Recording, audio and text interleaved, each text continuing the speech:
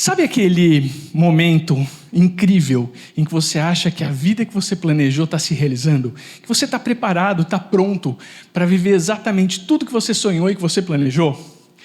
Sabe aquele momento em que você tem a sua máxima potência e você sabe que a vida que você desenhou, que você queria para você vai acontecer? Pois é, eu vivi isso aos 25 anos de idade. Eu tinha me formado, já tinha feito uma pós-graduação, eu já tinha comprado um apartamento, trabalhava num emprego bacana e estava prestes a me casar com uma pessoa maravilhosa. E descobri um câncer. Nesse momento, o câncer não fazia parte dos meus planos. Mas a vida acontece desse jeito.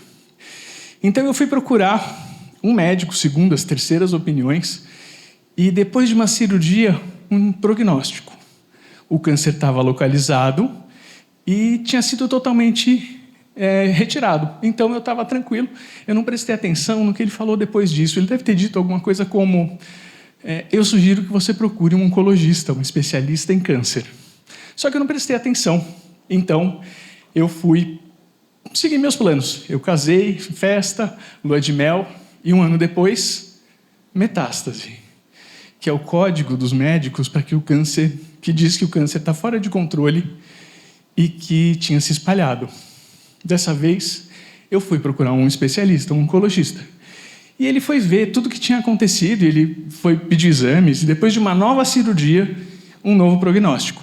Ele disse assim, você é jovem, forte, e o seu câncer é altamente curável. Então, a gente vai fazer uma quimioterapia intensa. O tratamento vai ser esse. Só que parte da sua cura não está aqui com a gente, com os medicamentos, mas parte está aí dentro de você. Porque você precisa cuidar do que você pensa e prestar atenção no que você sente. Dessa vez, eu prestei muita atenção no que ele falou. E fui exatamente atrás do que ele tinha me falado. Então, durante os 4 meses de quimioterapia, eu prestei muita atenção em mim. Até porque eu não conseguia fazer muito mais do que isso. Porque a quimioterapia me deixou completamente incapacitado. Eu não conseguia trabalhar, eu não conseguia ler, porque a minha visão ficou meio turva. Eu não conseguia fazer as coisas mais simples, eu não conseguia me alimentar direito, então eu perdi 20 quilos. Eu não conseguia fazer qualquer atividade física.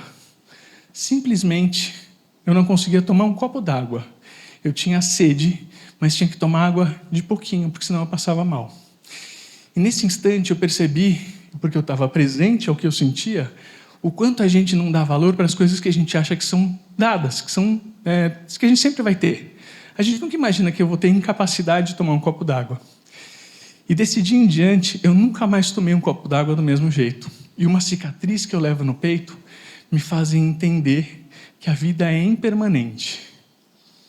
Pois é, e eu segui, e 5 anos depois, uma nova cicatriz, só que dessa vez na minha alma. Eu não estava feliz no meu casamento. E um dos valores mais importantes para mim é a gratidão. Mas como eu poderia me separar de uma mulher incrível, que tinha cuidado de mim nos momentos mais difíceis da minha vida até então, ao mesmo tempo em que eu me sentia obrigado a procurar felicidade onde quer que ela estivesse? Eu posso dizer para vocês que me separar foi mais doloroso do que os 4 meses de quimioterapia. E eu segui pela vida. 5 anos depois, um novo relacionamento. Eu estava apaixonado, a vida parecia mais colorida.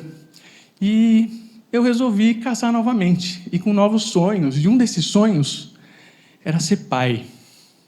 E, por conta do câncer, da quimioterapia, eu não poderia ser pai do mesmo jeito, do jeito tradicional. Eu precisei recorrer à fertilização in vitro. As 2 primeiras tentativas foram de frustração, de incerteza, porque elas não deram certo. Mas na 3ª tentativa, uma surpresa dupla. Eu ia ser pai de gêmeos. E eu curti cada exame pré-natal, cada compra de enxoval, cada centímetro a mais na barriga da futura mamãe durante 27 semanas. Pois é, o Heitor e o Pietro nasceram 13 semanas antes do previsto, com apenas 6 meses de gestação. E quando eles nasceram, eles eram muito pequenos, eles foram direto para a UTI neonatal. E assim que eu pude, eu fui lá conhecer meus filhos. Quando eu cheguei lá, O Pietro estava sendo atendido ali numa incubadora por uma enfermeira e na minha frente a incubadora do Heitor. E ele estava ali agitado, se mexendo, e eu fui lá para conhecer o meu filho. E naquele instante em que eu encostei na mãozinha dele, eu estava presente para conhecer o maior amor do mundo. Aquele amor que expande a nossa consciência, que faz com que a gente tenha uma perspectiva nova da vida. Naquele instante, o Heitor me ensinou o que era amor de verdade, aquele amor puro. E os 3 dias seguintes da vida do Heitor foram excepcionais. Ele melhorou muito rapidamente. Quando a gente chegou na UTI neonatal, os pais dos bebês que estavam lá diziam para a gente que aquele lugar era como uma montanha-russa, cheia de reviravoltas, de subidas lentas, de descidas drásticas, brutas. A partir do 4º dia de vida do Heitor, eu descobri isso. Porque da mesma forma que ele melhorou rapidamente, ele declinou vertiginosamente. E eu perdi o Heitor, com 10 dias de vida, e o sepultei no dia do meu aniversário de 40 anos. Parte do sonho tinha se quebrado de uma maneira que eu nunca mais vou esquecer. Mas eu não pude cuidar do meu luto, da minha dor, porque eu tinha outro guerreiro, outro filho, lutando pela vida, lá na UTI neonatal.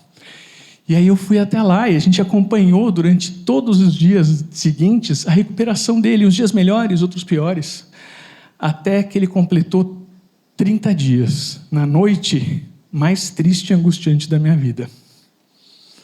Os médicos nos chamaram e disseram que tinham feito tudo o que podiam pelo Pietro.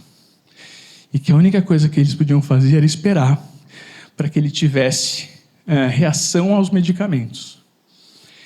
E eles liberaram a entrada dos nossos familiares para conhecer o pequeno. Pois é, ficamos nós ali em torno daquela incubadora por quase 1 hora, pensando o que a gente ia fazer da nossa vida e absolutamente impotentes. A gente não podia fazer nada a não ser rezar. Lá no hospital tinha uma capela e eu fui até lá. Eu nunca rezei tanto, eu nunca pedi tanto, eu nunca cobrei tanto. Afinal, por que aquilo estava acontecendo comigo? O que eu tinha feito para merecer tudo aquilo? Fato é que ele sobreviveu aquela noite e começou a reagir aos medicamentos. E eu tive a certeza que eu tinha feito um pacto com Deus. Eu tinha certeza que eu ia levar o Pietro para casa. E ele começou, nos dias seguintes, a ter algumas intercorrências.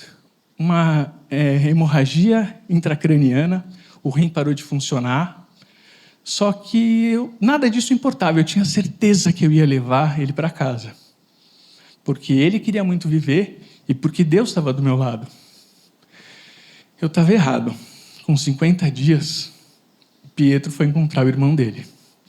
E eu fui para o lugar mais sombrio da minha alma, o meu fundo do poço. Eu não pude cuidar da minha dor, da minha frustração, do meu luto, porque a mãe dos meninos estava completamente devastada. E eu decidi cuidar dela. E fiz isso por quase 2 anos, até que ela se sentisse bem o bastante para sugerir que a gente fizesse tudo de novo. Foi nesse momento que eu descobri que eu estava quebrado, que eu estava destruído e que eu tinha que cuidar do meu luto. Eu não conseguia falar sobre o assunto, eu só chorava quando a gente tocava nesse assunto. E num dia, numa viagem a trabalho, eu achei que eu podia resolver isso de uma forma assustadoramente simples. Se eu acabasse com a minha vida, a dor cessaria. Depois do susto desse pensamento, eu fui procurar ajuda. Eu fui até uma psiquiatra e ela disse, depois de 2 horas de consulta, que eu estava com depressão. E que eu deveria fazer um tratamento de mais ou menos 3 anos, com remédios, medicações e cheios de efeito colateral. Só que nesse momento, eu concordei com o diagnóstico, mas não com o tratamento. Eu não conseguia imaginar que eu não teria capacidade de lidar com aquela sensação, com aqueles sentimentos, com aquela dor que eu estava sentindo, com os recursos que eu tinha dentro de mim. Mas, definitivamente, eu não podia passar por tudo de novo. E por essa distância de sonhos, eu me separei mais uma vez. Essa jornada para dentro de mim foi repleta de autoconhecimento, de programação neurolinguística, de terapia, de neurociência, para tentar buscar o que eu fazia com tudo aquilo que estava acontecendo dentro de mim? 5 anos depois, a Shirley, o meu sol, entrou na minha vida. E com 2 filhas lindas. Eu não imaginei que eu seria pai. E quando eu fui conhecer as meninas, eu fui recebido pela Nath, o meu anjo de olhos verdes. E no instante que ela me recebeu, ela esticou a mão e disse, vamos brincar? E eu preciso dizer para vocês que no segundo que eu encostei na mão dela, eu senti exatamente a mesma coisa que eu tinha sentido quando eu encostei na mão do Heitor. E mais do que isso, eu consegui dar um significado lindo para a vida dele. Ele passou na minha vida para me mostrar, ou para me fazer reconhecer, ou seja, conhecer de novo aquele amor em estado puro, aquele amor que amplia a nossa consciência. Quando eu me casei com a Shirley, e óbvio que eu me casei com ela, nos meus votos eu disse que eu me sentia como um corpo celeste errante pelo universo e que a órbita dela tinha me capturado. De certa forma, a lição que eu tiro da vida do Pietro é que ele me mostrou que eu não posso, não devo e não tenho direito de não buscar felicidade e de não viver plenamente. Quando eu olho para minha pequena Carolina, sonhadora, criativa, eu consigo reconhecer essa vontade de viver plenamente e uma alegria contagiante. Hoje eu consigo agradecer ao câncer por me dar autenticidade, a leveza da autenticidade, por me fazer presente em cada instante da minha vida, e eu estou presente em cada instante da minha vida, e por me fazer mais honesto comigo mesmo. Eu não consigo agradecer pela perda dos meus filhos. Talvez eu nunca consiga. Mas olhando para a minha história, eu consigo perceber que eu sou capaz de dar novos significados para qualquer situação que aconteça na minha vida, por pior que ela seja. Que eu tenho o direito e o dever de ser uma pessoa melhor. E para isso eu devo estar presente em cada momento, cuidando do que eu penso e do que eu sinto. E mais do que isso, nenhuma tragédia, nenhuma dor do passado determina quem eu sou. E determina a minha capacidade ou não de ser feliz agora e no futuro.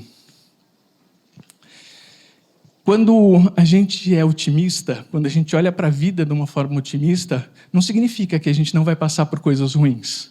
Pessoas boas e otimistas passam por situações ruins, difíceis e delicadas. A diferença é o que a gente faz com o que acontece com a gente.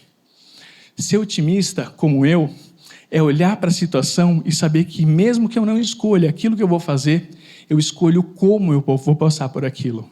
E isso faz toda a diferença. Para mim, protagonismo é isso.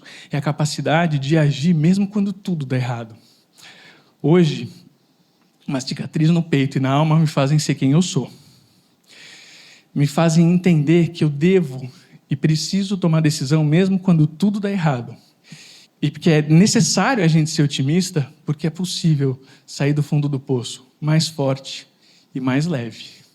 Obrigado.